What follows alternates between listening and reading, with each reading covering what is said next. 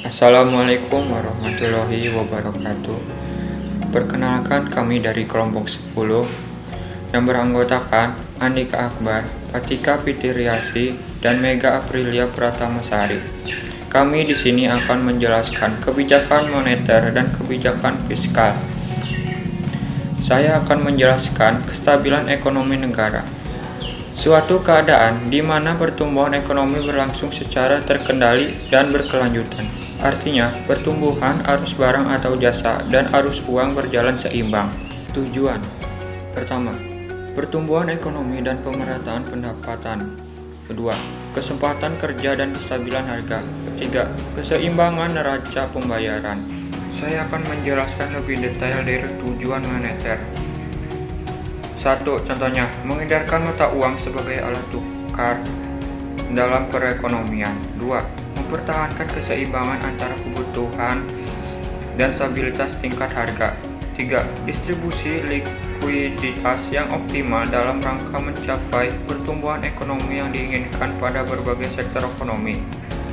Selanjutnya, membantu pemerintah melaksanakan kewajibannya yang tidak dapat terrealisasi melalui sumber penerimaan yang normal. Selanjutnya, menjaga kestabilan ekonomi, artinya pertumbuhan arus barang dan jasa seimbang dengan pertumbuhan arus barang dan jasa yang tersedia. Selanjutnya, menjaga stabilan harga suatu barang merupakan hasil interaksi antara jumlah uang yang beredar dengan jumlah uang yang tersedia di pasar. Meningkatkan kesempatan kerja. Pada saat perekonomian stabil dan penguasaan akan mengadakan investasi untuk menambah jumlah barang dan jasa, sehingga adanya investasi akan membuka lapangan kerja baru sehingga memperluas kesempatan kerja masyarakat. Yang terakhir, memperbaiki neraca perdagangan kerja masyarakat dengan meningkatkan ekspor dan mengurangi impor dari luar negeri yang masuk ke dalam negeri ataupun sebaliknya. Strategi pengendalian inflasi. Pertama, keterjangkauan harga. Kedua, ketersediaan pasokan. 3, kelancaran distribusi. 4, komunikasi efektif. Alasan pentingnya kestabilan harga. 1. Inflasi yang tinggi akan membuat pendapatan terus turun. 2. Inflasi yang tidak stabil menciptakan ketidakpastian bagi pelaku ekonomi dalam mengambil kepastian. 3. Tingkat inflasi domestik yang lebih tinggi dibanding dengan inflasi di negara tetangga. Selanjutnya, saya akan menjelaskan penyebab krisis moneter. Yang pertama, kesenjangan produktivitas akibat lemahnya alokasi aset, tidak seimbangnya struktur di dalam sektor produksi. 3. Stok utang luar negeri swasta yang besar dan berjangka pendek. 4. Adanya kelemahan sistem perbankan di suatu negara. 5. Tidak jelasnya perubahan politik yang menjadi persoalan. Dampak krisis moneter. Hal ini disebabkan oleh kurs nilai tukar falas, khususnya dolar AS yang tinggi, sehingga nilai mata uang jatuh, sehingga banyak perusahaan yang terpaksa menghentikan karyawannya. Selain itu, pemerintah kesulitan menutup APBN, harga barang naik cukup tinggi, sehingga masyarakat sulit mendapatkan kebutuhan pokok. Utang luar negeri melonjak dan harga BBM yang terus naik. Ciri negara yang mengalami krisis moneter. 1. Memiliki jumlah utang luar negeri yang tinggi. 2. Mengalami inflasi yang tinggi dan tidak terkontrol. 3. Defisit neraca pembayaran yang besar. 4. Kurs pertukaran mata uang tidak seimbang. 5. Tingkat suku bangsa di atas kewajaran. Kebijakan moneter pada krisis moneter. Yang pertama, operasi pasar terbuka.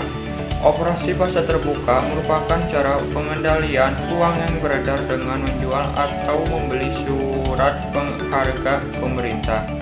Jika ingin menambah jumlah uang beredar, pemerintah akan membeli surat berharga pemerintah. Namun bila ingin mengurangi, pemerintah akan menjual surat berharga pemerintah kepada masyarakat. Surat berharga tersebut seperti sertifikat Bank Indonesia atau SBI atau surat berharga pasar uang SPBU. Yang kedua, fasilitas discount rates. Fasilitas ini mengatur jumlah uang beredar dengan memainkan tingkat bunga bank sentral pada bank umum. Bank Bank umum terkadang mengalami kekurangan uang sehingga harus meminjam ke bank sentral untuk membuat jumlah uang bertambah. Pemerintah menurunkan tingkat bunga bank sentral atau sebaliknya agar uang yang beredar berkurang. Yang ketiga, rasio cadangan wajib. Mengatur jumlah uang yang beredar dengan memainkan jumlah dana cadangan perbankan yang harus disimpan oleh pemerintah. Untuk menambah jumlah uang, pemerintah menurunkan rasio cadangan wajib, sedangkan untuk menurunkan jumlah uang beredar, pemerintah menaikkan rasio.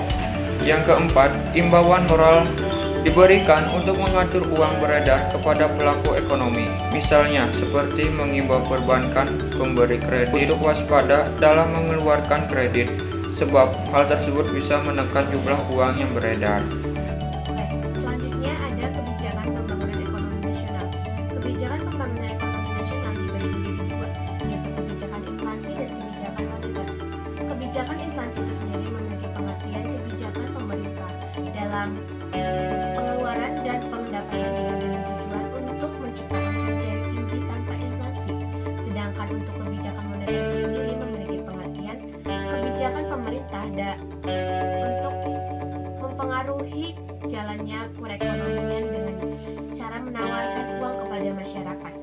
Selanjutnya ada 4 jenis instrumen kebijakan moneter. Yang pertama, referensi rasio polisi rasio atau bisa dibilang cadangan kas minimum. Yang kedua, polisi diskonto atau kebijakan diskonto. Yang ketiga, kredit selektif atau kebijakan kredit selektif. Dan yang keempat, ada open marketing atau operasi pasar terbuka. Oke, selanjutnya ada beberapa permasalahan dalam pembangunan ekonomi nasional di Indonesia. Yang pertama ada kemiskinan. Rata-rata masyarakat Indonesia saat ini perekonomiannya masih kecil, apalagi pada masyarakat kecil yang berada di desa. Yang kedua adanya pengangguran. Tingkat pengangguran di Indonesia sangat tinggi saat ini karena peluang kerja sangat kecil dan sulit untuk didapatkan. Dan yang ketiga, ketimpangan dalam kontribusi pendapatan. Dan yang keempat, tingginya tingkat pertumbuhan penduduk. Selanjutnya ada strategi pembangunan ekonomi nasional yang bisa kita lakukan. Yang pertama, strategi pertumbuhan. Dan yang kedua, strategi pembangunan dalam pemerataan. Dan yang ketiga, mengembangkan kegiatan-kegiatan perekonomian. Dan yang keempat, meningkatkan kualitas pendidikan yang ada di Indonesia. Dan yang kelima, meningkatkan tabungan dan investasi pada Indonesia. Ada 3 jenis kebijakan ekonomi. Yang pertama, kebijakan ekonomi mikro, yaitu kebijakan pemerintah yang ditunjuk pada perusahaan yang hanya melihat jenis kegiatannya saja. Yang kedua, kebijakan ekonomi miso. Kebijakan ini dibagi menjadi 2, yaitu kebijakan ekonomi miso arti sektoral, yaitu kebijakan pada sektor tertentu saja. Yang kedua ada kebijakan ekonomi miso arti regional, yaitu kebijakan pada wilayah tertentu saja. Yang ketiga ada kebijakan ekonomi makro, yaitu kebijakan pada semua aspek ekonomi pada tingkat rasional. Kebijakan pembangunan ekonomi daerah. Pembangunan ekonomi daerah adalah proses di mana pemerintah daerah dan masyarakat mengelola sumber daya yang ada, kemudian membentuk suatu pola kemitraan atau kerjasama antara pemerintah daerah dengan sektor wisata untuk menciptakan lapangan kerja baru dan menciptakan perekonomian dalam nilai jual. Utama pembangunan ekonomi daerah yaitu untuk meningkatkan peluang dan membuka jenis lapangan kerja baru bagi masyarakat daerah.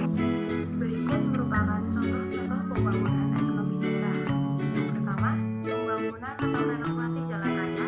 Yang kedua, membuka sarana peminjaman atau koperasi simpan pinjam. Yang ketiga, membangun sumber daya air bersih.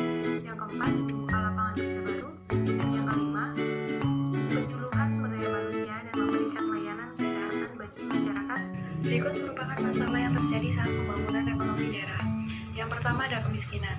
Kemiskinan sendiri merupakan masalah yang cukup besar karena sangat menghambat pencapaian tujuan pembangunan ekonomi daerah itu sendiri. Yang kedua ada pengangguran. Hal ini dikarenakan dengan adanya pengangguran sendiri bisa menyebabkan pendapatan nasional lebih rendah daripada pendapatan potensial. Jika ada ketimpangan pendapatan akan membuat jurang antara masyarakat kaya dan masyarakat miskin sehingga dapat menimbulkan masalah baru seperti perasaan iri atau dengki. Biasanya perasaan iri atau dengki akan berujung tindakan kriminal. Terakhir adalah tingginya angka pertumbuhan penduduk. Tingginya angka pertumbuhan penduduk disebabkan oleh tingginya angka kelahiran. Tingginya angka kelahiran biasanya disebabkan oleh pernikahan dini yang menyebabkan kehamilan dini pula. Strategi pembangunan ekonomi daerah. Yang pertama, teori ekonomi neoklasik, artinya sistem perekonomian akan mencapai keseimbangan alamiah jika modal bisa mengalir tanpa pembatasan. Yang kedua, teori basis ekonomi. Teori ini menyatakan bahwa faktor utama penentu pertumbuhan ekonomi suatu daerah adalah berhubungan langsung dengan permintaan barang dan jasa dari luar daerah. 4. Teori pusat sentral. Teori ini diterapkan pada pembangunan ekonomi daerah baik di pedesaan maupun di perkotaan yang menyediakan sumber daya dan bahan baku. 5. Teori kausasi kumulatif. Kondisi di daerah sekitar kota yang semakin baik menunjukkan konsep dasar dari teori ini dan kekuatan cenderung mempengaruhi kesenjangan antara daerah tersebut. Yang terakhir, model daya tarik. Teori ini didasari bahwa suatu masyarakat dapat memperbaiki posisi dasarnya terhadap industrialis melalui pemberian subsidi dan intensif. Selanjutnya ada Bank Indonesia. Awal mula berdirinya Bank Indonesia ini dimulai pada tahun 1828, di mana awalnya The Javaanse Bank yang didirikan oleh pemerintah Belanda sebagai bank sirkulasi. Selanjutnya pada tahun 1953, Undang-Undang Pokok Bank Indonesia mendirikan Bank Indonesia menggantikan fungsi The Javaanse Bank. Selanjutnya pada tahun 1986, Undang-Undang Bank Sentral menetapkan kedudukan Bank Indonesia sebagai bank sentral. Selanjutnya pada tahun 1999, Undang-Undang Nomor 23 tahun 1999 menetapkan tujuan tunggal Bank Indonesia. Selanjutnya pada tahun 2008, pemerintah menetapkan Per-PPU Nomor 2 tahun 2008 tentang perubahan ulang atas Undang-Undang Nomor 23 tahun 1999 tentang Bank Indonesia sebagai bagian dari upaya menjaga stabilitas sistem keuangan. Selanjutnya terdapat 3 pilar, yaitu yang pertama menetapkan dan melaksanakan kebijakan moneter, yang kedua mengatur dan menjaga kelancaran sistem pembayaran, dan yang ketiga menjaga stabilitas sistem keuangan. Selanjutnya ada beberapa tugas Bank Indonesia. Yang pertama, menjaga kestabilan nilai rupiah terhadap barang dan jasa. Yang kedua, menjaga kestabilan nilai rupiah terhadap mata uang negara lain. Yang ketiga, membuat dan mengawasi regulasi untuk semua bank di Indonesia. Yang keempat, melakukan penelitian juga pemantauan. Yang kelima, menyimpan uang kas negara dan memberi bantuan kepada Bank Indonesia yang mengalami krisis. Selanjutnya ada beberapa jenis independence Bank Indonesia. Yang pertama, institutional independence, di mana Bank Indonesia adalah lembaga negara yang bebas dari campur tangan pemerintah. Yang kedua, goal independence. Di sini Bank Indonesia dalam menetapkan sasaran akhir kebijakan moneter. Dan yang terakhir ada instrument independence, di mana Bank Indonesia memiliki kewenangan untuk menetapkan sendiri sasaran moneter dan melaksanakan pengadilan moneter. Sejarah singkat OJK. Pembentukan OJK merupakan upaya pemerintah untuk mendirikan lembaga yang mampu menyelenggarakan sistem pengawasan dan pengaturan terhadap keseluruhan kegiatan sektor keuangan baik perbankan ataupun non-bank, karena pada saat itu Indonesia sedang mengalami krisis moneter. Alasan lain didirikannya OJK adalah terdapat fakta bahwa saat itu BI belum melaksanakan tugasnya sebagai pengawas dan pengatur sektor perbankan secara maksimal. Hal lain yang menjadi pertimbangan adalah masih rendahnya BI terhadap intervensi pihak luar yang menyebabkan tingkat profesionalitas BI jauh berkurang, sehingga pemerintah yakin bahwa sebuah lembaga independen yang mampu mengelola sektor jasa keuangan itu sangat dibutuhkan. Akhirnya pada tahun 2011 dibentuklah OJK atau Otoritas Jasa Keuangan, merupakan salah satu lembaga negara yang memiliki fungsi tugas dan wewenang dalam penyelenggaraan sistem pengawasan dan pengaturan terhadap industri jasa keuangan secara terintegrasi. OJK dibentuk dengan tujuan supaya seluruh kegiatan di dalam sektor jasa keuangan dapat: 1. Terselenggara secara teratur, adil, transparan, dan akuntabel. 2. Mau mewujudkan sistem keuangan yang tumbuh secara berkelanjutan dan stabil. 3. Mampu melindungi kepentingan masyarakat. Di tahun 2011, OJK memiliki tugas utama yaitu melakukan pengaturan dan pengawasan terhadap 1. Kegiatan jasa keuangan baik di perbankan maupun non-bank. 2. Kegiatan jasa keuangan di sektor pasar modal. Dan yang terakhir, kegiatan jasa keuangan di sektor perasuransian, dana pensiun, lembaga pembiayaan, dan lain-lain. Berdasarkan pasal 9 Undang-Undang Nomor 21 Tahun 2011, OJK memiliki wewenang yaitu 1. Menetapkan kebijakan operasional terhadap jasa keuangan. 2. Mengawasi pelaksanaan tugas pengawasan oleh kepala institutif. 3. Melakukan penunjukan dan menetapkan pengangguran pengelola statuter. 4. Memberikan perintah tertulis kepada lembaga jasa keuangan. 5. Menetapkan sanksi administratif kepada pihak yang melakukan pelanggaran. Asas-asas OJK. 1. Asas independen, yaitu independen dalam pengambilan keputusan dan pelaksanaan fungsi, tugas, dan wewenang OJK sesuai dengan peraturan yang berlaku. 2. Asas kepastian hukum, yaitu mengutamakan landasan peraturan undang-undang dan keadilan setiap kebijakan penyelenggaraan OJK. 3. Asas kepentingan umum, yaitu asas yang membela dan melindungi kepentingan konsumen serta memajukan kesejahteraan umum. 4. Asas keterbukaan, yaitu asas yang membuka diri kepada masyarakat untuk mendapatkan informasi yang benar. Yang terakhir, asas profesionalitas, yaitu asasnya mengutamakan keahlian